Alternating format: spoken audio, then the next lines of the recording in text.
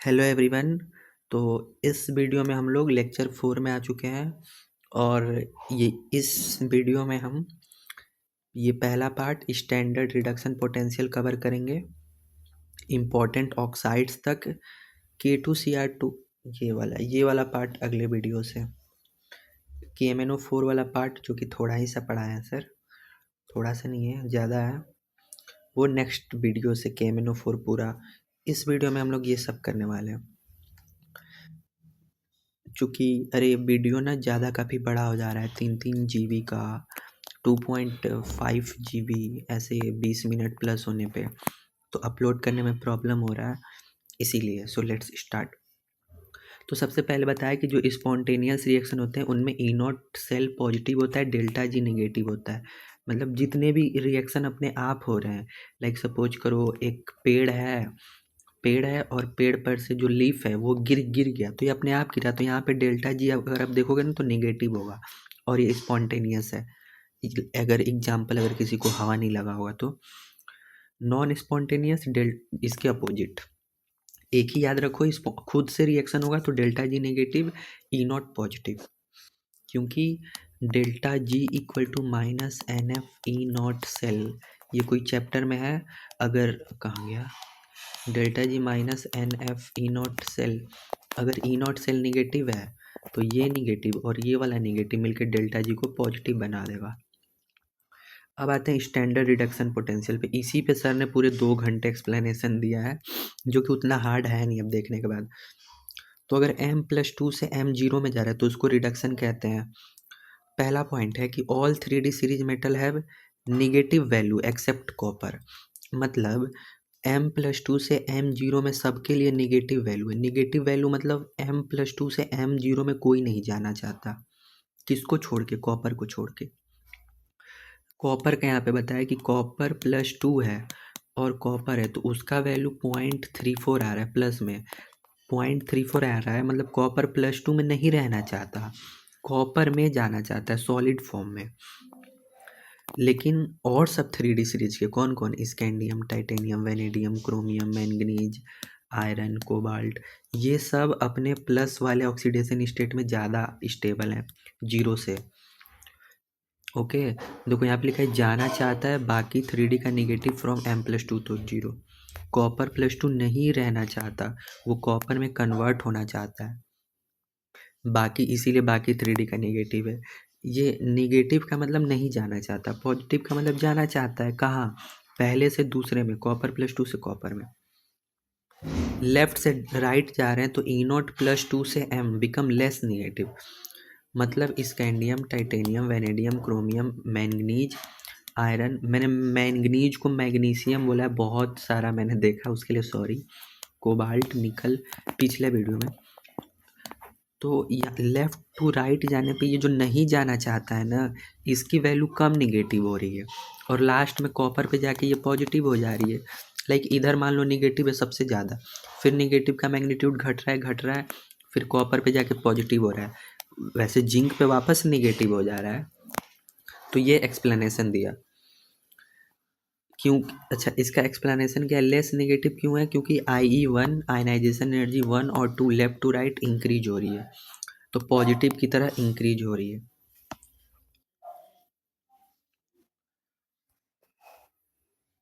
Okay,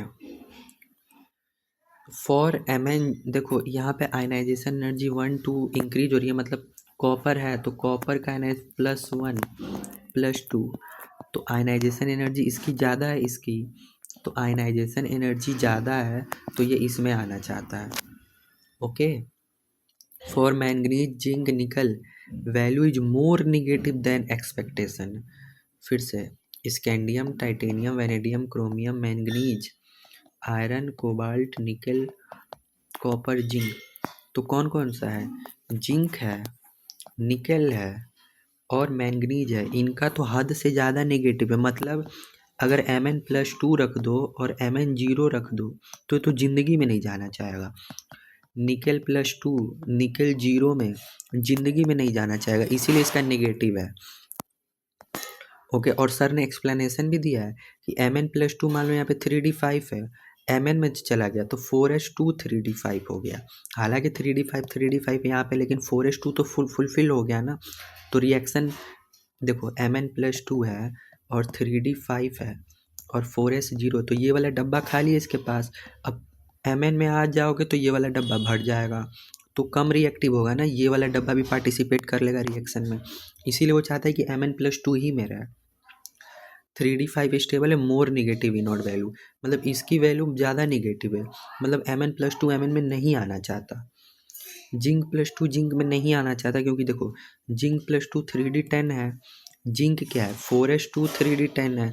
अब जैसे ये जिंक में जाएगा तो ये 4s2 फुलफिल हो जाएगा ना डब्बा, यहाँ पे तो 4s0 खाली है, तो ये 2 से रिएक्शन में पार्ट करवा लेगा, यहाँ पे कैसे पार्ट करवाएगा, यहाँ पे तो फुलफिल है। तो 3d10 स्टेबल है, मोर निगेटिव इनॉट वैल्यू। देखो +2 से 0 में नहीं आना चाहता, +2 में अच्छा महसूस करता है, क्योंकि भाई उसको ऑर्बिटल खाली मिल रहे हैं। निकल+2 देखो, इसकी तो हाइड्रेशन एंथैल्पी ही ज़्यादा है, ये +2 में ही ज़्यादा स्टेबल है। पीछे भी देखा कि +3 +4 में ये निकल नहीं उसको उतना मज़ा आता। तो +2 से 0 करोगे तो मोर निगेटिव है, यानी तुम आपको बहुत ज़्यादा एनर्जी देनी पड़ेगी। इसके +2 में हाइड्रेशन एनर्जी, इसी में ये खुश है। कौन? निकल+2। ये तो पिछले लेक्चर में भी आया था। अब आपको कॉपर वाला केस याद होगा, ये इतना वाला पार्ट हमने पिछले वीडियो में पढ़ा था कि कॉपर प्लस और कॉपर+2, ये एक्वस और ये एक्वस, तो +2 वाला ज़्यादा स्टेबल है। लेकिन अब यहाँ पे आपको मिलेगा, यहाँ पे आप देखोगे कि कॉपर+2 है, आप बोले थे +2 में ज़्यादा स्टेबल है, पर यहाँ तो ये कॉपर में जाना चाहता है। तो पिछले वीडियो में हमने यहीं तक देखा था, मतलब लास्ट लेक्चर में हम लोग यहीं तक का बस एनर्जी कंसिडर कर रहे थे। लेकिन अब हमको ई0 वैल्यू के लिए हमको कॉपर सॉलिड से कॉपर एक्वस तक जाना है, कॉपर+2। तब देखो, पहले सॉलिड से तो गैस में कन्वर्ट करोगे, मतलब बॉन्ड तोड़ोगे, तो यहाँ पे आएगा एटोमाइजेशन एंथैल्पी। देखो कॉपर गैस, तो यहाँ पे ΔH एटोमाइजेशन आएगा। फिर गैस से तुमको एक इलेक्ट्रॉन निकालोगे तो IE1 आएगा, तो यहाँ पे भी एनर्जी, यहाँ पे भी एनर्जी यूज हुआ। अब इतना हम लोग कंपेयर किए थे लास्ट वीडियो में, 1 बना के कॉपर 1 बनाए, कॉपर 1 से 2 में एनर्जी दोगे, फिर कॉपर+2 से गैस से एक्वस में जाएगा तो एनर्जी उसको मिलेगा, पानी के मॉलिक्यूल एनर्जी देंगे। तो यहाँ पे सर ने 339, पहले 339 जोड़ो, फिर 745 जोड़ो, फिर 1960 जोड़ो, इतना जोड़ने पे 3044 आ रहा है, और जब पानी में मिलाने पे तो 2121 रिलीज हो रहा है। तो क्या ये रिएक्शन फेवरेबल है? यहाँ से यहाँ तक तो फेवरेबल है, कॉपर प्लस से कॉपर+2 फेवरेबल है, लेकिन ओवरऑल फेवरेबल नहीं है भाई। ये भी तो एनर्जी ऐड करो। तो कॉपर से कॉपर+2, ये यहाँ पे हम लोग बात कर रहे हैं। अब समझ में आया? ये 3044 और ये 2121, इसमें से घटाओगे तो कुछ एनर्जी आएगा। कॉपर को बोल रहे हो कि तुम इतना एनर्जी लो और इसमें जाओ, ये क्यों लेगा एनर्जी भाई? और सेम उल्टा, कॉपर+2 से कॉपर में आएगा तो कुछ एनर्जी रिलीज कर देगा। ओके, तो इसीलिए कॉपर+2 में रहना चाहता है, नहीं कॉपर में जाना चाहता है, इधर से इधर आना चाहता है। मतलब ओवरऑल कॉपर जैसे सॉलिड में पड़ा हुआ है, उसको छेड़ो मत, वो वैसे ही रहना चाहेगा। लेकिन वहीं अगर कॉपर प्लस है, जो कि लास्ट लेक्चर में, और कॉपर+2 है, तो +2 वाला ज़्यादा स्टेबल है, क्योंकि ये पानी में मिल के एनर्जी रिलीज करवा देगा, हाइड्रेशन 2121। आई होप अब आपको क्लियर हो गया होगा। क्लियर क्या, जो लेक्चर देख के होंगे उनको वहीं पे क्लियर हो गया होगा। सॉरी। ये देखो, the general trend toward less negative E not value across the series is related to the general increase sum of first and second ionisation enthalpy. ये वाला, सॉरी, ये फर्स्ट, ये second. It is interesting to note that the value of negative for Mn, nickel, zinc are more negative than expected for the trend। यहाँ पे Mn, zinc, nickel पढ़ा दिया, trend है ना उससे ज़्यादा ही आता है, क्योंकि भाई ये स्टेबल है, D5 D10 और ये hydration. Okay, unique behaviour of copper having positive in negative account for its inability to liberate hydrogen from acid, आगे है। नाइट्रिक और hot concentrated sulphuric react with copper, अरे ये आगे पढ़ा है सर, यहाँ पे ये वाला पार्ट पढ़ा है।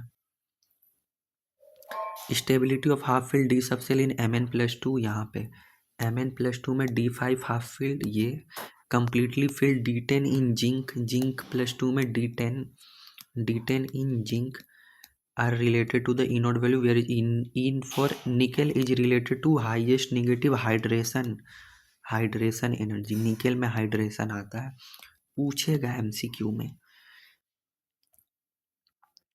अब वो कॉपर वाला देखो, अगर कोई इलेक्ट्रोकेमिस्ट्री पढ़ा होगा तो ईसीएस वाला ऑर्डर है, उसमें भी आपको कॉपर आएगा, तो कॉपर से कोई हाइड्रोजन गैस नहीं निकलवा पाता है, क्योंकि कॉपर बाद में आता है हाइड्रोजन के, तो जो जितना नीचे आएगा वो नहीं कर पाएगा। वो इलेक्ट्रोकेमिस्ट्री में था, अगर जिनको याद होगा।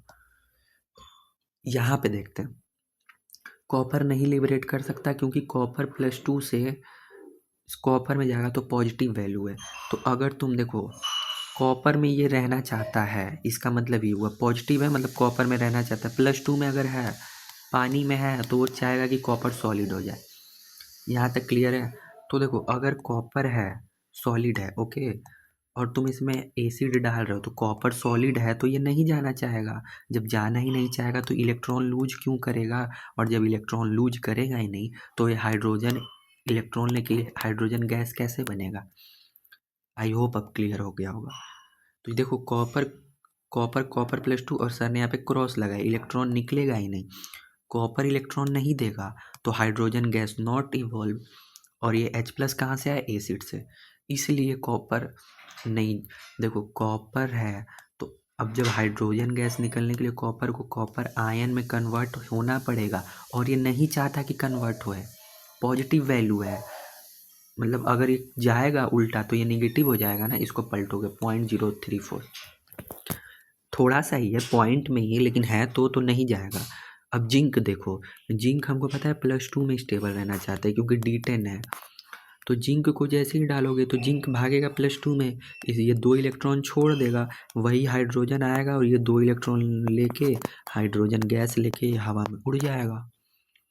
जिंक+2 में जाना चाहता है तो 2 इलेक्ट्रॉन लूज करेगा, तो हाइड्रोजन वो 2 इलेक्ट्रॉन लेकर उड़ जाएगा। एग्जैक्ट लाइन बोला मैंने। ओके, देखो जिंक+2 है और जिंक में जाएगा तो निगेटिव है, अगर इसको ऐसे रख दो, जिंक+2 इक्वल टू पॉजिटिव। इलेक्ट्रोकेमिस्ट्री अगर जिसने पढ़ा होगा तो ये आ गई, तो बेसिक है। तो क्या पता चला, जिंक+2 में जाना चाहता है। तो यहाँ पे कॉपर तो हाइड्रोजन गैस नहीं दे रहा है, क्या कोई मेथड है जिससे गैस निकले, हालांकि हाइड्रोजन नहीं निकल पाएगा लेकिन कोई और गैस। तो कॉपर, देखो कॉपर है तो मेन यहाँ पे गैस निकालना नहीं है, वो तो इलेक्ट्रोकेमिस्ट्री में निकलेगा। मेन मुद्दा है ना कि कॉपर+2 है, वो कॉपर में रहना चाहता है, तो कोई ऐसा मेथड कर देते हैं जिससे कॉपर वापस कॉपर+2 में चला जाए।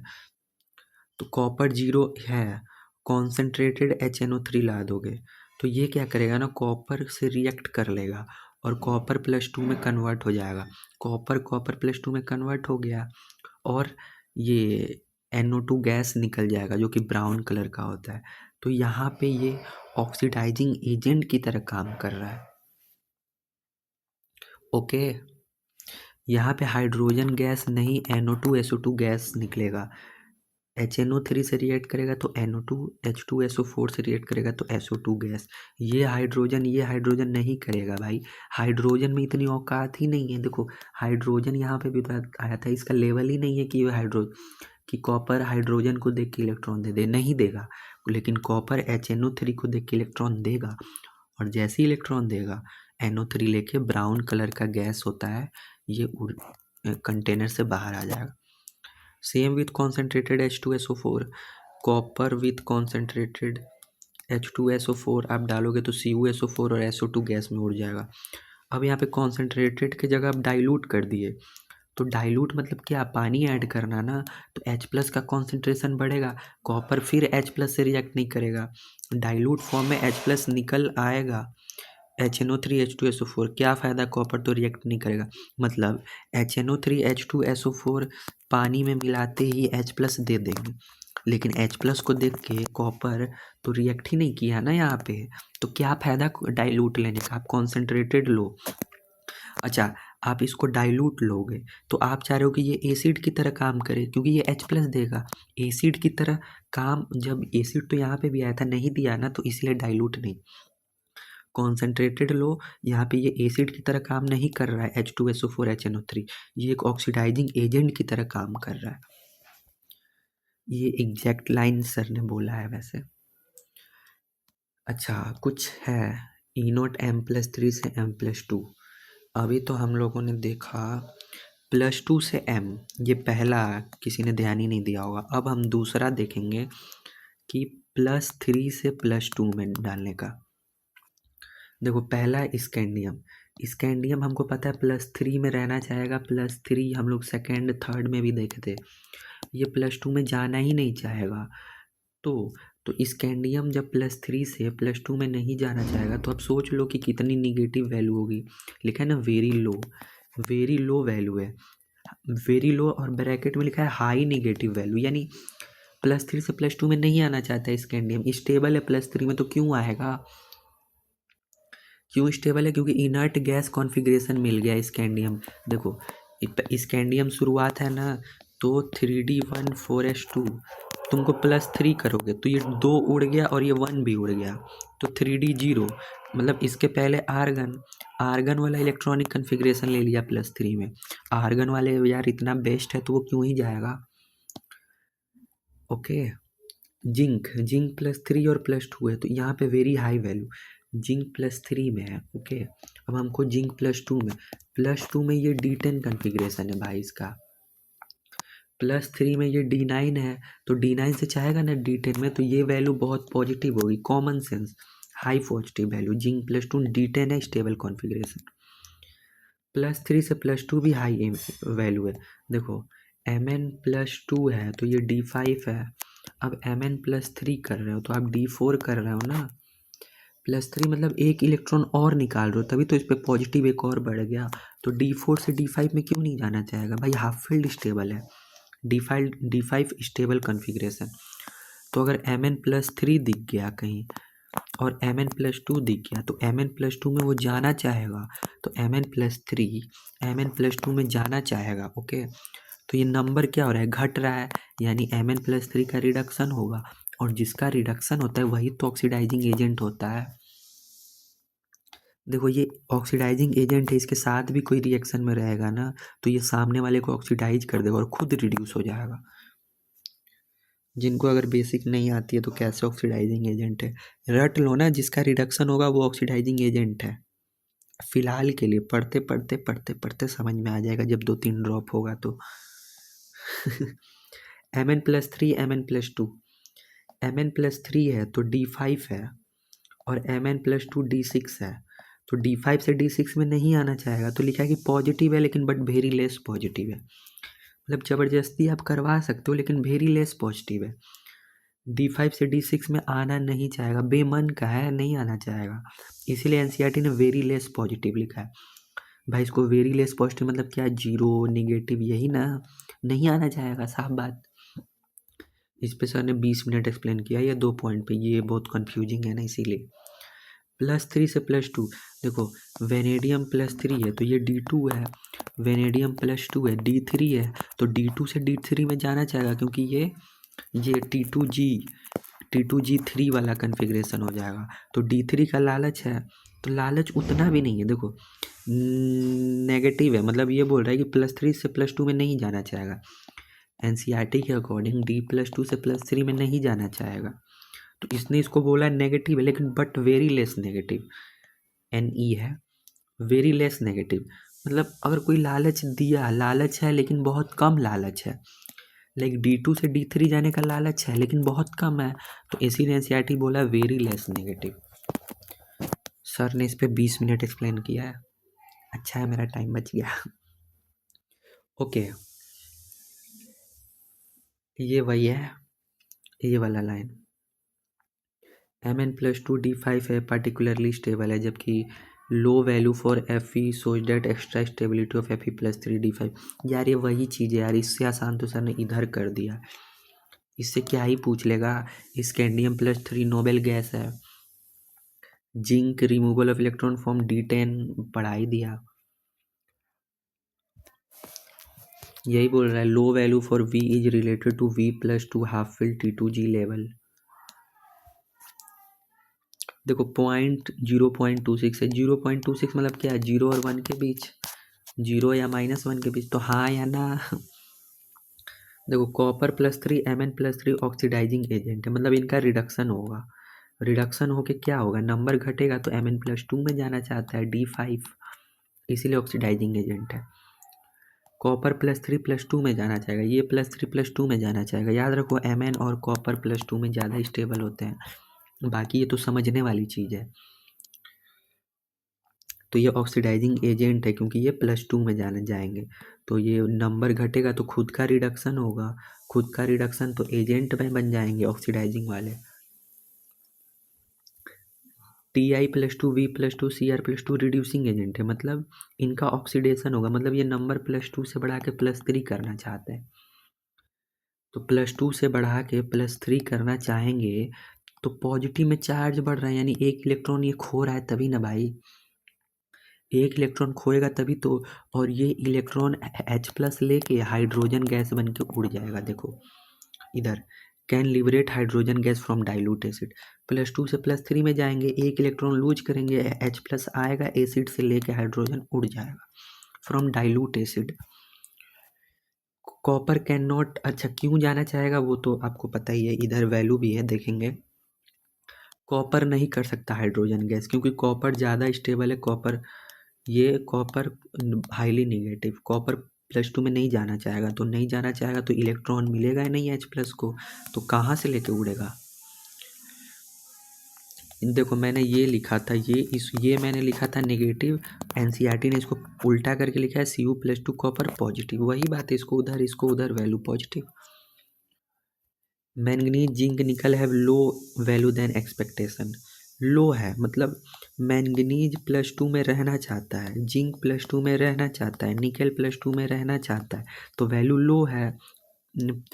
वैल्यू लो किस लिए है, एम में जाने के लिए, मतलब मैंगनीज नहीं चाहता, +2 में नहीं चाहता कि 0 में जाए, क्यों जाए, जिंक +2 में नहीं चाहता कि जिंक 0 में जाए, क्योंकि ये D10 है, 0 में जाएगा तो 4s2 D10 हो जाएगा, तो ये 2 इलेक्ट्रॉन और आ गया, ये डब्बा फुलफिल हो गया, ये रिएक्शन में पार्ट नहीं करेगा। ईजी है भाई, पता नहीं क्यों, बस ये जो वीडियो है ना उसका ड्यूरेशन ज़्यादा बड़ा था, लेकिन कंटेंट ईजी है। देखो Cr+3 या Cr+2, तो ये निगेटिव वैल्यू है, निगेटिव वैल्यू का क्या मतलब है, Cr+2 है, Cr+3 में D3 है, D3 है तो T2G3 ये स्टेबल है ना, तो पहले आप ये छोड़ दो, +2 और +3 में किस में रहना चाहेगा, +3 में, बस पहला है +3, अब बोल रहा है एनसीईआरटी +2 में भेजना है, तो निगेटिव में नहीं जाना चाहता, क्योंकि ये +3 में रहना चाहता है। तो अगर कहीं क्रोमियम +2 है, कहीं से भी उसको जुगाड़ हो गया तो +3 में वो चला जाएगा, नंबर बढ़ गया, ऑक्सीडेशन हो गया, तो रिड्यूसिंग एजेंट। ये देखो Copper+3 या +2 में जाना चाहता है तभी तो 1.9 है, मैंगनीज +3 से +2 में जाना चाहता है तभी तो 1.59 है, और ये ऑक्सीडाइजिंग पावर कॉपर का ज़्यादा होता है +3 का, Mn+3 में देखो 1.90 1.59, तो यहाँ पे ज़्यादा है। Copper+2 D10 होता है भाई, ओके, तो Copper+3 आगे आएगा। नहीं D10 नहीं होता है, कॉपर होता है ना, ये कोबाल्ट है, कॉपर D10 होता है, कोबाल्ट नहीं, सॉरी। देखो Fe+2 Cr+2 रिड्यूसिंग स्ट्रेंथ, मतलब रिड्यूस होना चाहता है, तो रिड्यूस होना चाहता है, ओके, तो Fe+2 में जाना चाहता है तो पॉजिटिव है, Fe+2 से Fe+3 में जाना चाहता है, और ये क्रोमियम+2 से क्रोमियम+3 में जाना चाहता है, तो रिड्यूसिंग स्ट्रेंथ की बात करें तो क्रोमियम जीत जाएगा, क्यों, क्योंकि यार वैल्यू पे वेस्ट है, सर ने बताया, याद कर लो, दोनों +3 में जाना चाहता है, देखो Fe भी +3 में रहना चाहता है, नहीं Fe+2 में जाना रहना चाहता है, और क्रोमियम +3 में, Fe+2 में रहना चाहता है, क्रोमियम +3 में, ओके, देखते नहीं हो FeCl2, लेकिन Fe मतलब ठीक है, अब इतना काफ़ी है। बस ये आखिरी पेज, ये पोटेशियम परमैंगनेट नेक्स्ट वीडियो में पढ़ेंगे। Important oxide of D block, metal के साथ ऑक्सीजन मिल के मेटल ऑक्साइड एमओ बनाएगा। ओके, ठीक है। All metal form MO type oxide except scandium. Scandium MO कैसे बनाएगा? स्कैंडियम ओ, तो स्कैंडियम 3 देगा, ऑक्सीजन 2 देगा, तो Se2O3 बनाएगा। स्कैंडियम M2O3 बनाएगा, ना कि MO, क्योंकि स्कैंडियम +3 में +2 देता तब तो MO बनता। Scandium only so +3। All MO type oxide are ionic in nature. ठीक है, +2 लोअर ऑक्सीडेशन स्टेट है, कोवेलेंट कैरेक्टर घटेगा, आयनिक कैरेक्टर बढ़ेगा। भाई अगर ये हायर होता ना, डी ब्लॉक का अगर हायर होता, +2 मतलब क्या, बस NS का इलेक्ट्रॉन निकल रहा है, लोअर ऑक्सीडेशन स्टेट है तो आयनिक है। हायर ऑक्सीडेशन स्टेट करना है तो मैंगनीज है, तो +7 कर दो कोवेलेंट। देखो देखो, +7 का नाम लिया, दिख गया। यहाँ पे +2 हो रहा है, +6 +7, ऑक्सीडेशन नंबर बढ़ रहा है, ऑक्सीडेशन नंबर बढ़ रहा है तो कोवेलेंट कैरेक्टर बढ़ रहा है, कोवेलेंट कैरेक्टर बढ़ रहा है। कोवेलेंट कैरेक्टर बढ़ेगा तो आयनिक कैरेक्टर घटेगा, और कोवेलेंट कैरेक्टर बढ़ेगा तो एसिडिक कैरेक्टर भी बढ़ेगा। देखो, oxidation number increase, covalent character और एसिडिक कैरेक्टर साथ में इंक्रीज, और जाहिर सी बात है अगर कोवेलेंट बढ़ रहा है तो आयनिक घटेगा, ये दोनों उल्टा चलते हैं। Mn2O7 एक्सप्लोसिव होता है, बम वम बनाने में यूज कर सकते हो, ग्रीन होता है, हरा होता है, ऑयली होता है, चिपचिपा तेल वाला। अब देखो, ये एसिडिक स्ट्रेंथ बढ़ रहा है, पूछ देगा ये ऑर्डर देके किस में एसिडिक स्ट्रेंथ बढ़ रहा है। एसिडिक स्ट्रेंथ +2 से +7 में बढ़ रहा है तो बेसिक स्ट्रेंथ घट रहा है इधर। Increase acidic nature, increase in oxide and hydroxide.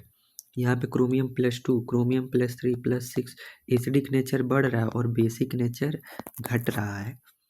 V2O3 +3 +4 +5, तो एसिडिक नेचर बढ़ रहा है क्योंकि ऑक्सीडेशन नंबर बढ़ रहा है। ऑक्सीडेशन बढ़ेगा, EN बढ़ेगा, एसिडिक बढ़ेगा, बेसिक घटेगा। V2O5 is mainly acidic but also so amphoteric, यानी V2O5 एसिड भी तरह के काम कर लेगा, बेस भी, इसीलिए जो दोनों काम करे वो एम्फोटेरिक। एम्फोटेरिक एसिड से भी रिएक्ट कर लेंगे और बेस से भी। जब ये एसिड से रिएक्ट कर लेगा तो VO2+ आयन में आएगा, और जब बेस के साथ रिएक्ट करेगा तो VO4-3। देखो ऑक्सीडेशन नंबर, देखो यहाँ पे ऑक्सीडेशन नंबर +3 है, ऑक्सीजन का +4, सॉरी -4, उधर जाएगा तो +1 घट जाएगा तो +3। यहाँ पे देखो, यहाँ पे होगा -8 +8 -3 तो +5, यहाँ पे +5 में और यहाँ पे +3 में। लोअर वाले में एसिडिक है, हायर वाले में बेसिक है। दिखा, लोअर वाले में एसिडिक है, हायर वाले में बेसिक है। कोई बात नहीं, ये तो कोइंसिडेंस है, याद करने के लिए। Let me check once again. +3 तो इसका है, नहीं इसका नहीं, इसका देखना है ना, VO4। हाँ भाई, +5 में है तो बेस की तरह VO4-3 बेस है। देखो V2O3 बेसिक पूछ रहे हैं तो आप ऑक्सीडेशन नंबर निकालोगे तो 3 4 5, बेसिक बोल रहे हैं तो कम वाला ज़्यादा बेसिक होगा। यहाँ पे कम वाला एसिडिक है यार, याद रखना, उल्टा पुल्टा चल रहा है यहाँ पे। बेसिक कैरेक्टर पूछ रहे हैं तो क्रोमियम यहाँ पे +2 में है, यहाँ पे +3 में है, यहाँ पे +6 में है, तो +6 से इधर बेसिक कैरेक्टर बढ़ रहा है, एसिडिक कैरेक्टर घट रहा है। सबसे आसान लेक्चर था ये। मिलते हैं अब इसके पार्ट, पता नहीं कौन सा पार्ट हो रहा है, क्वेश्चन नहीं डिस्कस किया है मैंने वैसे, कि MnO4 में मिलेंगे, फिर K2Cr2O7 में 2 वीडियो और 1 वीडियो F ब्लॉक, 3 वीडियो में ये चैप्टर ख़त्म।